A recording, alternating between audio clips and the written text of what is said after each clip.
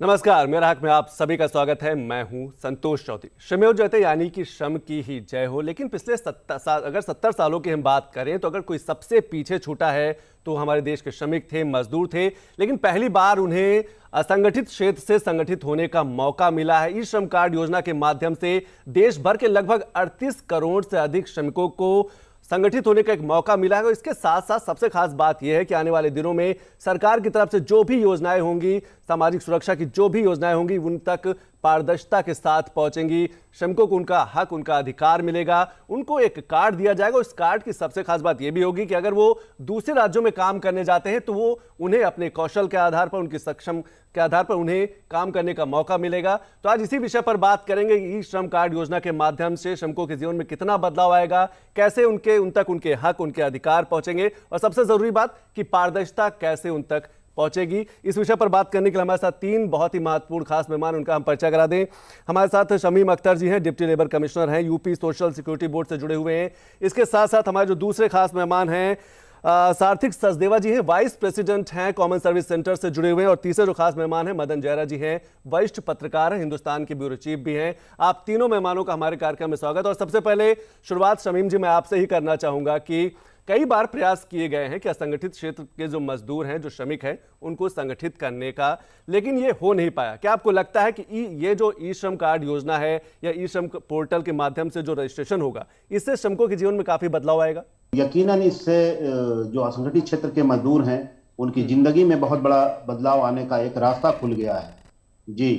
जी बिल्कुल, एक रास्ता खुल गया है। श्रमिकों को संगठित होने का मौका मिला है, उनके हक उन तक पहुंचेंगे। मैं बात कर मदन जयरा जी, कितना बदलाव देखते हैं अगर खास तौर से हम ग्रामीण क्षेत्रों में बात करें, जहां मनरेगा के मजदूर हैं, जो सड़क बनाने वाले मजदूर हैं, उनको आपको लगता है कि उनके जीवन में काफी बदलाव आएगा और ट्रांसपेरेंसी भी बढ़ेगी?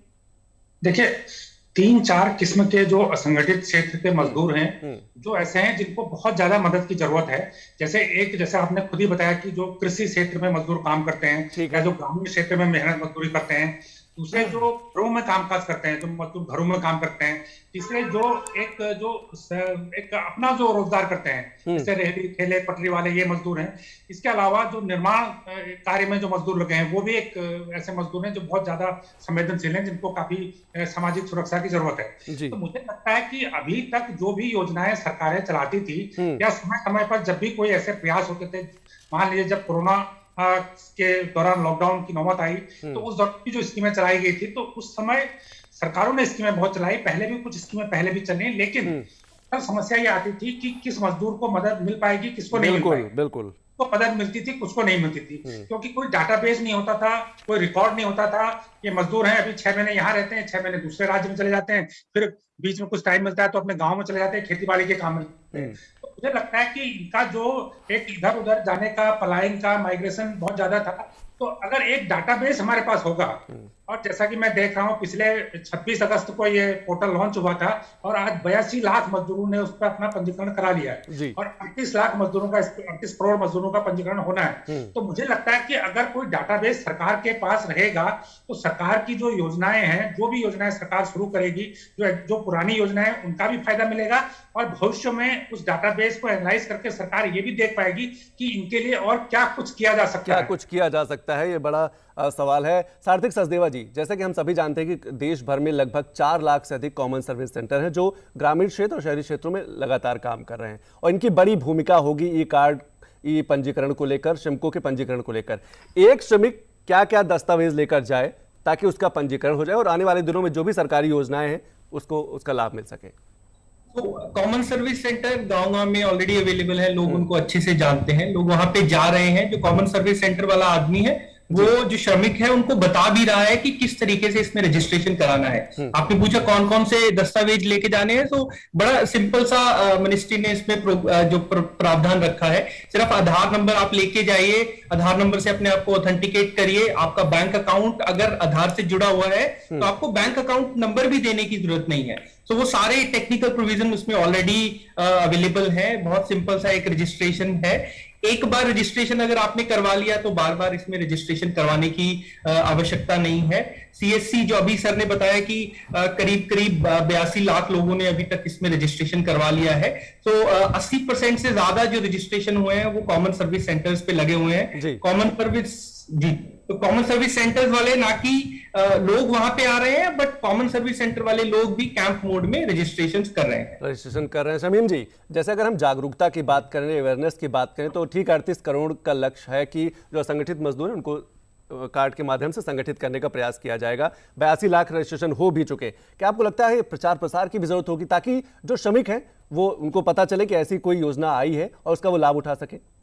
जी जी, इसमें जो है भारत सरकार ने जो राज्यों को निर्देश जारी किया है उसमें एक बेहतर मॉड्यूल पूरा उन्होंने दिया हुआ है और भारत सरकार इसके लिए राज्यों को बजट भी उपलब्ध करा रही है, जिसमें पंपलेट्स हैं, आपके स्पेशल कैंप्स हैं, आंगनबाड़ी हैं, आशा की कार्यकर्ता हैं, बीडीओज हैं ब्लॉक के लेवल पर, सोशल एक्टिविस्ट हैं, ट्रेड यूनियंस के लोग हैं। तो एक बहुत ही अच्छा मॉड्यूल और कार्य योजना जो है भारत सरकार ने खुद तैयार करके राज्यों को उपलब्ध कराई है और स्थानीय परिस्थितियों में और स्थानीय स्तर पर भी जो है इवन सीएससी के साथी अभी बता रहे थे, तो सीएससी के माध्यम से भी एक तो पहले भी जागरूकता के बड़े पैमाने पर कार्यक्रम कराए गए हैं और वो निरंतर जारी है। गांव-गांव और शहरों के वार्डों में के लेवल पर भी जो है ये जागरूकता एक बहुत महत्वपूर्ण रोल अदा करेगी। मेरा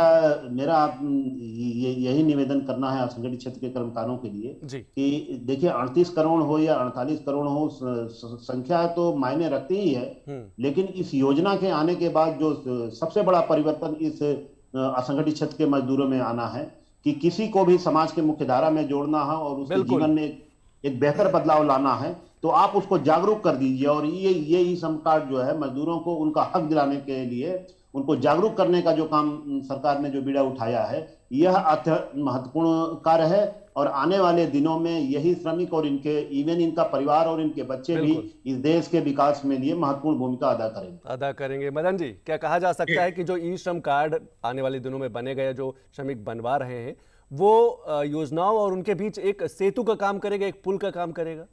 बिल्कुल, वो कार्ड भी है, उसके कार्ड से उसकी एक पहचान ही बनेगी। इसके अलावा उसको एक यूएन नंबर जो दिया जा रहा है वो नंबर महत्वपूर्ण है सबसे ज्यादा। उस नंबर की वजह से उस मजदूर को एक स्थायी एक पहचान मिल रही है। उस पहचान की वजह से उसी यूएन नंबर से उसके अकाउंट, उसके परिवार के सदस्यों का डिटेल, वो सारी चीजें उससे अगर लिंक रहेंगी तो कभी भी उसको कोई भी स्कीम है, मान लीजिए कोई निर्माण क्षेत्र का वर्कर है, निर्माण क्षेत्र में तकनीकें बदल रही है, लेकिन अगर सरकार के पास सारा डाटाबेस है, अगर सरकार को लगता है कि हमें अपने जो निर्माण क्षेत्र के मजदूर हैं इनको नई चीजों के बारे में ट्रेनिंग देनी है, इनको 1 हफ्ते या 2 हफ्ते का कोई प्रशिक्षण देना है, तो मुझे लगता है कि सरकार उस यूएन नंबर की वजह से या उनके कार्ड की वजह से या उनका जो रजिस्ट्रेशन है पोर्टल की वजह से उनको ट्रैक कर पाएगी और उनको एक नया जो नई टेक्नोलॉजी आ रही है, जो नई तरह की चीजें आ रही है। आजकल मकान बनाने के क्षेत्र में भी कई नई चीजें हो रही है, लाइट हाउस बन रहे हैं, तो जो पुराना मजदूर है जो परंपरागत तरीके से काम कर रहा है उसको उसकी जानकारी नहीं है, तो अपने कौशल को भी डेवलप कर पाएगा। तो मुझे लगता है कि जब यूएन नंबर 1 हो जाएगा तो उसको जो डायरेक्ट बेनिफिट है या कोई स्कीमों के फायदे हैं, उसके अलावा फ्यूचर में अपने जो कौशल को बेहतर बनाने के लिए या मान लीजिए कई बार ये भी होता है जो असंगठित क्षेत्र के मजदूर इनके पास हमेशा काम नहीं रहता है, तो हमेशा 2 महीने काम रहता है, फिर उसके बाद 2 महीने खाली रहते हैं। तो क्या ऐसा भी हो सकता है कि उस यूएन नंबर की वजह से, उनके कार्ड की वजह से उनको कोई उनके लिए सिस्टम बनाया जा सके कि जब वो खाली हो तो उनको हम एक कहीं अल्टरनेटिव जगह काम का विकल्प बताया जा सके, यहाँ पर रोजगार उपलब्ध है, यहाँ पर आप जाइए। तो मुझे लगता है कि ये एक व्यापक योजना है। क्या आने वाले दिनों में अगर कोई समस्या आती है तो क्या वही सीएससी उसकी शिकायत भी सुनेगा? शिकायत में भी वो जो वहां सीएससी में बैठा जो वीएलई है उसकी मदद करेगा? बिल्कुल। अभी इस प्रोग्राम के तहत एक टोल फ्री नंबर जो है 14434 उसके लिए बनाया गया है। अगर किसी को मदद चाहिए तो उस टोल फ्री नंबर पे कॉल कर सकते हैं। एक ऑनलाइन प्लेटफॉर्म का भी इसमें बनाया जा रहा है, जिसमें अगर वो खुद से ये समस्या नहीं पहुंचा पा रहा है तो वो सीएससी वीएलई पे के पास जाके वो ऑनलाइन उसका जो ग्रीवेंस है, जो उसकी शिकायत है, वो मंत्रालय तक पहुंचा देगा और उसका जो रिक्वायर्ड उसका सोल्यूशन है वो उस तरीके से वहां से मिल जाएगा। तो वो सारे प्रावधान इस सिस्टम में रखे गए हैं। मैं एक जो महत्वपूर्ण पॉइंट है वो मैं ऐड करना चाहूंगा, वो ये है कि जो लोग इसमें रजिस्ट्रेशन करवा रहे हैं उनको 1 साल का प्रधानमंत्री सुरक्षा बीमा योजना जो है जी, वो भी उनको मुफ्त में इसमें मिलेगा, उसको अधिक कुछ एक्स्ट्रा नहीं पे करना पड़ेगा। तो इसका एक इंपॉर्टेंट पार्ट है, बाय डिफॉल्ट उसको इसमें मिल जाएगा। और आने वाले समय में अगर उस व्यक्ति को कुछ हो जाता है, वो अपने कॉमन सर्विस सेंटर के पास जाके अपना जो क्लेम है, उनके जो परिवार वाले क्लेम है, वो भी उसमें दाखिल करने का प्रोविजन उसमें बनाया जा रहा है। सार्थक जी, एक चीज और ये मैं समझना चाहूंगा कि जो कॉमन सर्विस सेंटर में बैठा जो वीएलई है, क्या वो गांव-गांव जाकर श्रमिकों तक जाएगा और बताएगा कि नहीं ऐसी योजना आई है और आप रजिस्ट्रेशन कराइए, इसका आने वाले दिनों में आपको ढेरों फायदे होंगे? तो क्या वीएलई की भूमिका और बढ़ जाएगी, गांव-गांव भी जाएगा वो?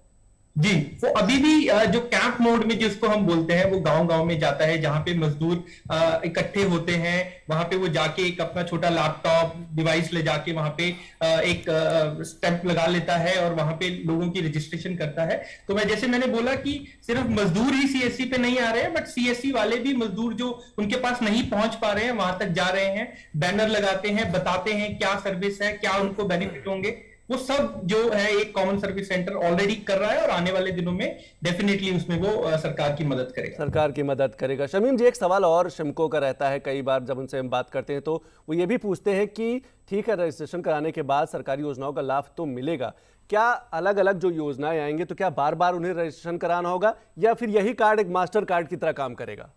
नहीं, अभी ये जो ई श्रम कार्ड पर का रजिस्ट्रेशन हो रहा है, तो जैसा मेरी जानकारी है और बताया गया है भारत सरकार के विभिन्न बैठकों में जी, कि जैसे ही किसी का रजिस्ट्रेशन हो जाता हो तो वो 1 साल के लिए वैलिड रहेगा और 1 साल के बाद वो जो भी मोबाइल नंबर दिया होगा उसने, तो उस पर एक मैसेज आएगा और उसको एस करने के बाद ही वो ऑटो ही उसका जो है रिन्यूअल हो जाएगा।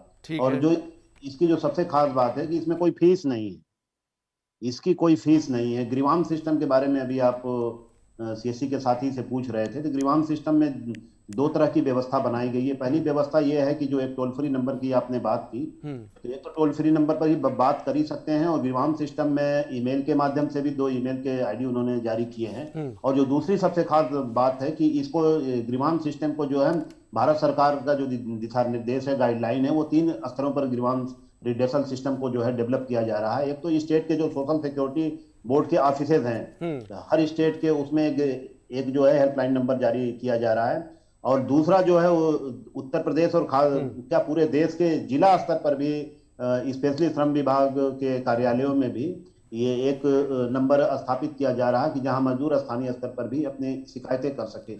तीसरी बात जो सीएससी के साथी से आपने अभी पूछी थी, उसमें अगर अनुमति हो तो मैं ये कहना चाहूंगा जी बिल्कुल कि अभी जो जागरूकता की बात कर रहे हैं कि सीएससी के साथी क्या गांव तक जा रहे हैं कि नहीं, बेसिकली इसमें रजिस्ट्रेशन के 4 मोड हैं। पहला मोड तो एक सीएससी है, दूसरा अभी भारत सरकार ने अभी 2 दिन पहले ये आदेश किया है, भेजा है सभी देश भर के सभी प्रदेशों को कि जो स्टेट के अपने सीएससी हैं उनके माध्यम से भी रजिस्ट्रेशन प्रारंभ कराया जाए। अच्छा। और हाँ, जैसे उत्तर प्रदेश में हमने स्टार्ट कर दिया। तीसरा जो महत्वपूर्ण केंद्र है, हर जिले के जनपद के श्रम कार्यालयों को भी इसका केंद्र बनाया गया है इसके साथ साथ। और जो चौथा सबसे महत्वपूर्ण बात है जो श्रमिकों को बताने की है कि अगर आप सीएससी पर नहीं जाना चाहते, लेबर ऑफिस नहीं जाना चाहते या स्टेट के सेवा केंद्र पर नहीं जाना चाहते, तो अपने खुद के मोबाइल से भी इंटरनेट का अगर कनेक्शन है तो आप घर बैठे भी ई श्रम पोर्टल पर बहुत ही आसानी के साथ अपना पंजीकरण जो है ये कर सकते हैं।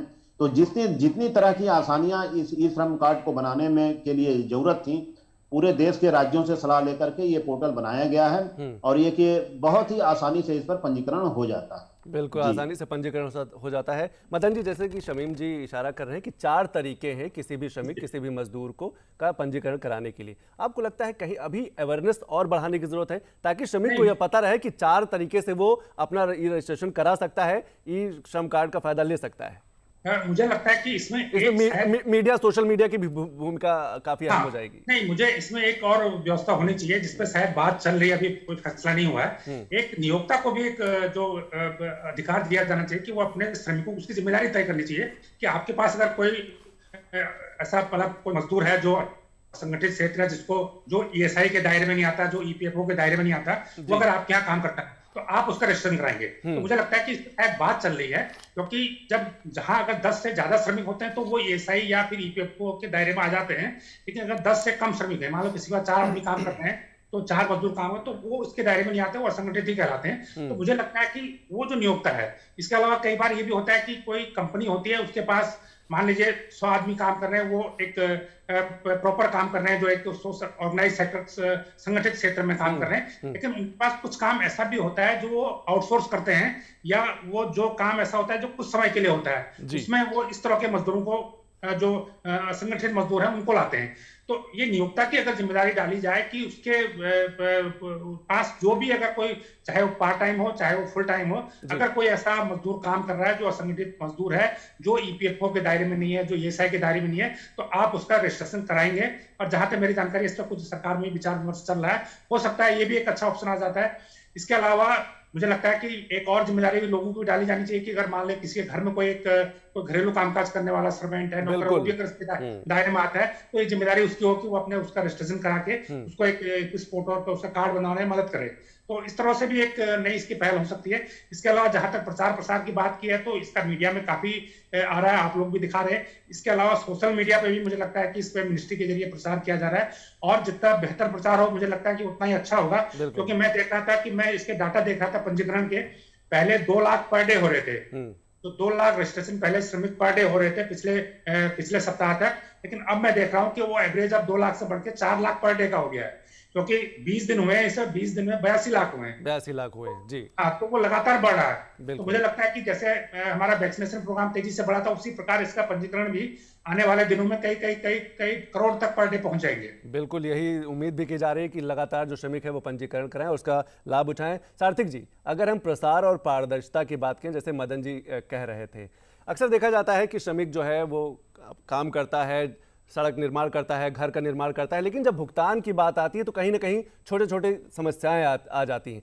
क्या आपको लगता है कि ये कार्ड पारदर्शिता भी बढ़ाएगा, इससे ट्रांसपेरेंसी भी बढ़ेगी? जी, बिल्कुल आपने बिल्कुल ठीक बोला, इससे पारदर्शिता बिल्कुल बढ़ेगी। सबसे बड़ा पॉइंट है ये आधार, इसको बेस लेके चल रहे हैं। एक आदमी के पास एक आधार है और वो एक ही बार अपना रजिस्ट्रेशन करा सकता है, बार बार नहीं करा सकता। ये इस स्कीम की सबसे बड़ी खासियत है।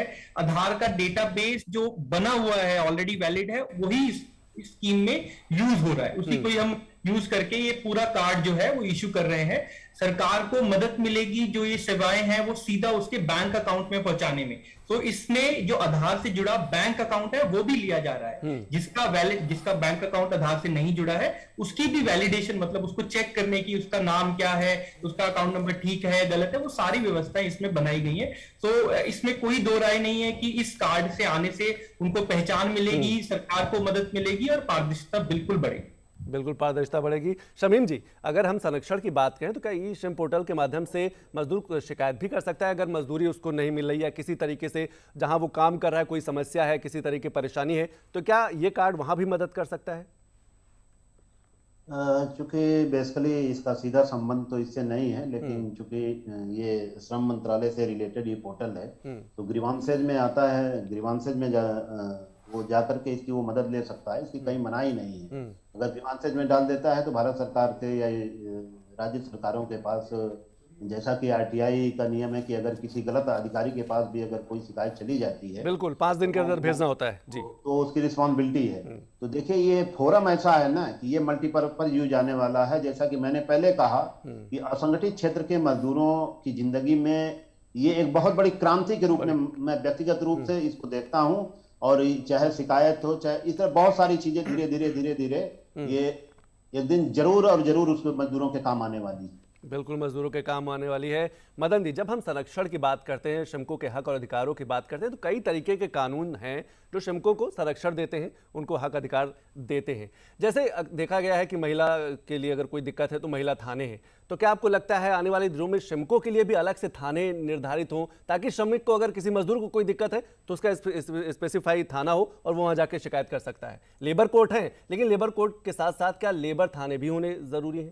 थाना तो नहीं कह सकते, लेकिन एक लेबर जो मजदूर हैं उनकी समस्याओं के समाधान के लिए, या उनके साथ अगर कोई जो ऐसा कोई काम होता है जो एक वो क्रिमिनल प्रोसीजर में नहीं आता है, उसकी मजदूरी नहीं मिलती है, या उसके साथ मतलब कम पैसा दिया जाता है, ज्यादा काम कराया जाता है, तो उसके लिए एक मैकेनिज्म बनाया जा सकता है, एक शिकायत का तंत्र बनाया जा सकता है जिसपे त्वरित कार्रवाई की जा सकती है और जिसपे उसमें कुछ जांच की व्यवस्था भी हो सकती है। वो आप जैसे हम बात कर रहे थे, अभी आपने पहले पूछ रहे थे, तो उसको इस पोर्टल में भले ही ये सुविधा न दें, लेकिन अलग पोर्टल कोई बना के या कोई ऑलरेडी कोई जो पहले की सुविधा उसको बना के इस पोर्टल पे उसे लिंक किया जा सकता है कि इस पोर्टल पर खोल के आप बाहर आपको वहां पर हाईलाइट होगी बात, तो वहां पर आप क्लिक करके वहां अपनी शिकायत कर सकते हैं। तो इस तरह से एक मैकेनिज्म बनाया जा सकता है। मैकेनिज्म बनाया जा सकता है। शमीम जी, अगर भाई किसी कारणवश काम करते हुए या जहां वो काम कर रहा श्रमिक उसकी मौत हो जाती है, तो क्या इस कार्ड का फायदा उसके परिवार वालों को मिलेगा? जैसे प्रधानमंत्री बीमा सुरक्षा योजना है, उसका फायदा क्या परिवार वालों को मिलेगा और क्या प्रक्रिया होगी? जी, ये देखिए बहुत उसका सिंपल सी प्रक्रिया है कि जैसा अभी एक भाई ने बताया कि उसमें 2 लाख रुपए तक का बीमा, और उत्तर प्रदेश में ये भी योजना जो है संगठित क्षेत्र के श्रमिकों के लिए हमने प्रस्तावित की है। तो ये हो गया, एक तो उसका लाभ मिलेगा, दूसरा जो कंपनसेशन का एक्ट है जी, तो एक फायदा उसको वो भी मिलेगा। अगर आपकी इजाजत हो तो जो आपका पिछला सवाल हमारे साथी से था, तो उस पर चूंकि एक लीगल सवाल आपने उठाया है, तो उसकी मैं बेहतर जानकारी दे सकता हूं। जी बोलिए। जी प्लीज। देखिए, जो थानों की बात आपने की है, तो मजदूरों का थाना तो श्रम कार्यालय ही है, और आप ये भी देखिए कि 2019 और 20 में जो है भारत सरकार ने 4 कोड लागू करने की बात हुई थी, और वो कोड बन भी गए हैं। तो जो इंडस्ट्रियल रिलेशन का कोड है, उसमें जो नया कोड लागू हुआ है, जिसके रूल्स उत्तर प्रदेश में भी तैयार हो गए हैं, तो उसमें ये व्यवस्था हम लोग उत्तर प्रदेश में दे रहे हैं कि अगर किसी भी मजदूर की कोई व्यक्तिगत समस्या होती है किसी में, तो एक तो वो फोरम दे रहे हैं पहला कि वहाँ मजदूरों और मालिकों का 10 सदस्यीय एक कमेटी बना रहे हैं कि वहाँ बातचीत के माध्यम से उसका समाधान हो जाए। तो एक तो फोरम वो दे रहे हैं। फिर उसके बाद अगर वहाँ समाधान नहीं होता है तो एक टाइम लिमिट में 60 दिन का समय दे रहे हैं कि कंसिलेशन अफसर के सामने जो है वो उसकी बाउंडेशन होगी कि इस समय सीमा में जो है उसका निस्तारण कर दें। और तीसरा मैं एक राष्ट्र के हित में आपसे बात करना चाहूंगा कि चूंकि देखिए राष्ट्र के सामने जो सबसे बड़ी चुनौती है कि विश्व के बाजार में एक प्रतिस्पर्धी के रूप में खड़ा होना है, तो एक तरफ श्रमिकों को भी और दूसरी तरफ सेवायतों को भी एक बेहतर वातावरण हमें दोनों को उपलब्ध कराना है। तो थानों के बजाय जो समझौते का जो रास्ता है, जो बातचीत से समस्याओं के समाधान का जो रास्ता है, तो मजदूरों को मतलब हमारी ये कोशिश होनी चाहिए कि उनकी समस्याओं का समाधान थानों के सिस्टम से नहीं, वो बातचीत के सिस्टम से हो, जैसा कि भारत सरकार ने जो है, हाँ, तो उससे वो राष्ट्र के विकास में और उस मजदूर के विकास के लिए ज्यादा मैं समझता हूं कि वो एक बेहतर रास्ता है। समय की बहुत कमी, अपने तीनों मेहमानों से लास्ट कमेंट जानना चाहूंगा। क्या ये कार्ड, जैसे हम स्किल्ड और नॉन स्किल्ड लेबर की बात करते हैं, अक्सर देखा जाता है कि अपने जहाँ के जो श्रमिक है अलग अलग राज्यों में काम करने के लिए जाते हैं, क्या वहाँ दूसरे राज्यों में अगर काम करने कोई श्रमिक जा रहा है तो इस कार्ड के माध्यम से वो बता सकता है कि हम स्किल्ड लेबर हैं और हम ये काम करते हैं, हमारी जो मजदूरी होगी वो भी ज्यादा होगी? मदन जी संक्षिप्त। हाँ, उसमें ये प्रस्ताव यही है कि उसमें उसका वर्गीकरण किया जाए, वो क्या काम करता है। मान लो कंस्ट्रक्शन मजदूर है तो उसमें मेंशन होगा, तो उसको ये फायदा मिलेगा कि भाई उसको वहां पर अगर काम मिलने में आसानी होगी, ये उसमें एक ऑप्शन रहेगा। इसके अलावा मान लीजिए वो एग्रीकल्चर वर्कर है तो ये भी मेंशन रहेगा, या कोई दूसरे क्षेत्र का है तो उसका स्किल पता रहेगा उसमें। एक ये दूसरा, इसमें एक बड़ी अच्छी चीज, अगर ये मैं एक सुझाव देना चाहूंगा कि देखिए 47 करोड़ करीब टोटल मजदूर होने का अनुमान है देश में, उसमें सिर्फ 9 करोड़ ऐसे हैं जो संगठित क्षेत्र में हैं। और संगठित क्षेत्र का मतलब है कि उन्हीं पे जितने भी लेबर के कानून का जो एग्जिस्टिंग कानून है, ज्यादातर कानून वो सिर्फ जो संगठित क्षेत्र के मजदूर 9 करोड़ है उन्हीं पे लागू होते हैं। ये जो बाकी 38 करोड़ हैं, इनके लिए एक आध एक्ट है, 2008 में भी कानून बना था, उसमें भी उनको सामाजिक सुरक्षा देने की बात कही गई थी, और उसी में बीच में एक पेंशन स्कीम, प्रधानमंत्री श्रम योगी मानधन योजना शुरू की गई थी। तो कुछ स्कीमें शुरू हुई हैं, कुछ कानून शुरू हुए हैं। तो बेहतर स्थिति यही रहती कि जो अभी श्रम कानून है, वो सारे श्रम कानून जो असंगठित क्षेत्र के मजदूर हैं, अगर वो उनपे भी किसी तरह लागू हो पाए, उनको भी उन सारे कानूनों का फायदा मिल पाए और उसके तहत जो योजनाएं उनका फायदा मिल जाए, तो मुझे लगता है कि भविष्य में सबसे बेहतर स्थिति तो वही होगी, सबसे अच्छी स्थिति वही होगी। शमीम जी, श्रम कार्ड ने एक पहचान दी है श्रमिकों को, आपको लगता है कि उनकी कुशलता के आधार पर उन्हें काम मिलेगा तो उनका आर्थिक स्तर और बेहतर होगा? जी, आप ई श्रम पोर्टल को देखेंगे तो ई श्रम पोर्टल की बहुत ढेर सारी विशेषताएं हैं, बहुत ढेर सारी विशेषताएं हैं। इसमें जब ई श्रम पोर्टल पर जाएंगे तो उसमें तकरीबन 156 तरह के कार्य आपको उन्होंने उसमें दिए हुए हैं, निर्धारित कर रखे हैं, निर्धारित कर रखे हैं। जो मैं आपके साथ ये जानकारी शेयर करना चाहता हूं कि देखिए, जो बार बार डेटा की बात हो रही है ना, ये डेटा जिस समय आपके पास इकट्ठा हो जाएगा, आप इनके लिए कुछ भी कर लीजिए। जैसे मैं भारत सरकार की एक स्कीम की बात करना चाहूंगा कि आरपीएल की, रिकग्नाइज्ड प्रायर लर्निंग, बहुत सारे मजदूर ऐसे हैं कि जो अनस्किल्ड हैं जी, लेकिन अब सरकार ने ये कर रखा है कि जैसे बाहर के मुल्कों में भी जो मजदूर जा रहे हैं लेकिन उनके पास कोई सर्टिफिकेट नहीं है, तो अब सरकार आरपीएल के जरिए ऐसे मजदूरों को ट्रेन करना बहुत ही आसान हो जाएगा, क्योंकि उनका पूरा डेटा हमारे पास होगा। तो जो स्किल्ड जो है उनकी तो पहचान हो ही जाएगी, लेकिन जो अनस्किल्ड मजदूर हैं उनको जो है 3 दिन, 1 हफ्ते, 15 दिन की ट्रेनिंग दे करके स्किल्ड लेबर में उनको जो है स्किल्ड बनाया जा सकता है। और भारत के साथ साथ दुनिया के बाजार में भी इन असंगठित क्षेत्र के श्रमिकों के सम्मान बढ़ने वाला है और इनको एक काम का बेहतर अवसर जो है ये मिलने का ये रास्ता धीरे धीरे साफ होता जा रहा है। साफ होता जा रहा है, बेहतर अवसर मिलेगा। सार्थिक जी, जैसे कि शमीम जी ने कहा कि 156 हैं जो काम करने के जो तरीके हैं, जो काम है वो निर्धारित किए गए हैं कि वो श्रमिक कर सकते हैं। क्या कॉमन सर्विस सेंटर में जब कोई श्रमिक पहुंचेगा तो क्या उससे पूछा जाएगा, जो वीएलई है वो पूछेगा कि आप किस पे रजिस्ट्रेशन कराना चाहते हैं? क्या कोई ऐसी प्रक्रिया भी होगी? इंफॉर्मेशन के लिए आईएनएफ डालेगा, उसके जितने भी इंफॉर्मेशन के रिलेटेड, टेक्नोलॉजी के रिलेटेड काम जो व्यवसाय हैं वो उसमें दिखने शुरू हो जाएंगे और वो उसमें सेलेक्ट करके उसको उसका जो पंजीकरण है वो कर सकता है। मैं थोड़ा सा और सीएससी का रोल में ऐड ऑन करना चाहूंगा। ई श्रम में ऑफ कोर्स आप अगर एक मजदूर हैं, एक अनऑर्गेनाइज्ड वर्कर हैं, आप कॉमन सर्विस सेंटर पे जाइए, आपको सारी इंफॉर्मेशन वहां पे मिलेगी। आपका पंजीकरण जो है वो वहां पे किया जाएगा, आपको कार्ड वहां पे दिया जाएगा। अगर आपका ओटीपी नहीं भी आधार से जुड़ा हुआ है, उनके पास डिवाइसेस हैं बायोमेट्रिक, वहां पे जाके आप कर सकते हैं। जितनी भी जो इसके बाद अगर कुछ आपको हो जाता है, आपके परिवार के लोग हैं वो भी सीएससी की सहायता से वो क्लेम डाल सकते हैं। उसमें जो अनऑर्गेनाइज्ड वर्कर है, अगर उनको किसी तरीके से कोई पैसे विड्रॉ करने हैं, वो फैसिलिटी भी सीएससी पे अवेलेबल है। जो मेरे मित्र ने जो है वो उन्होंने बताया कि बहुत सारी जो सेवाएं हैं वो इस ई श्रम से जुड़ेंगी। वो सारी की सारी सेवाएं लेने के लिए भी पीएमएसवाईएम, सुरक्षा बीमा, वो सब कॉमन सर्विस सेंटर्स पे जो है वो अवेलेबल रहेंगी। तो कॉमन सर्विस सेंटर अनऑर्गेनाइज आने वाले समय में अनऑर्गेनाइज्ड वर्कर के लिए एक सिंगल शॉप स्टॉप होगा, जहां पे जितनी भी उनकी रिक्वायरमेंट्स हैं वो पूरी होंगी।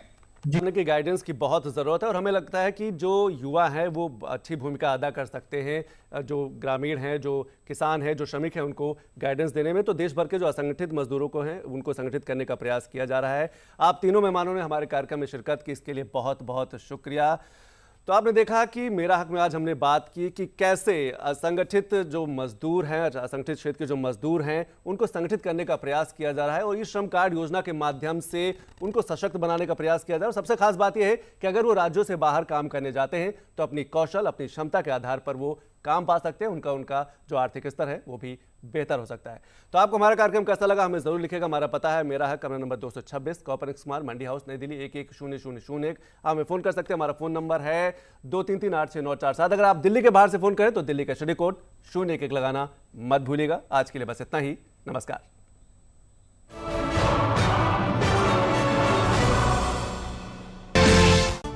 असंगठित क्षेत्र के मजदूरों को सोशल सिक्योरिटी सुनिश्चित करने के लिए मोदी सरकार ने ई श्रम पोर्टल की शुरुआत की है। ई श्रम पोर्टल से मजदूरों को कौन कौन से फायदे मिलेंगे, इस रिपोर्ट के जरिए आप देखिए।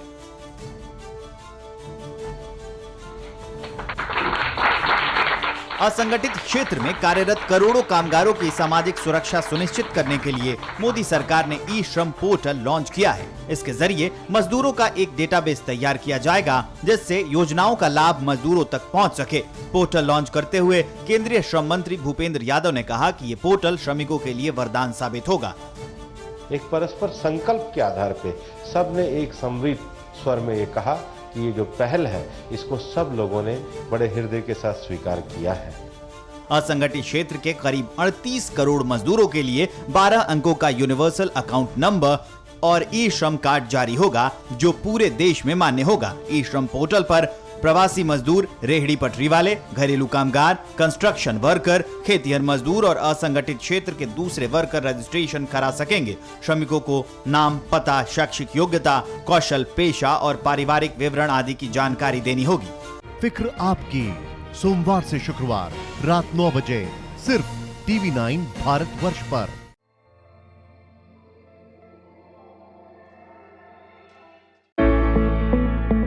137 करोड़ की आबादी वाला हमारा भारत दुनिया का दूसरा सबसे बड़ा जनसंख्या वाला देश है। इस बड़ी आबादी का एक बड़ा हिस्सा असंगठित क्षेत्र में दिन रात मेहनत करता है। इनकी संख्या 38 करोड़ से भी अधिक है।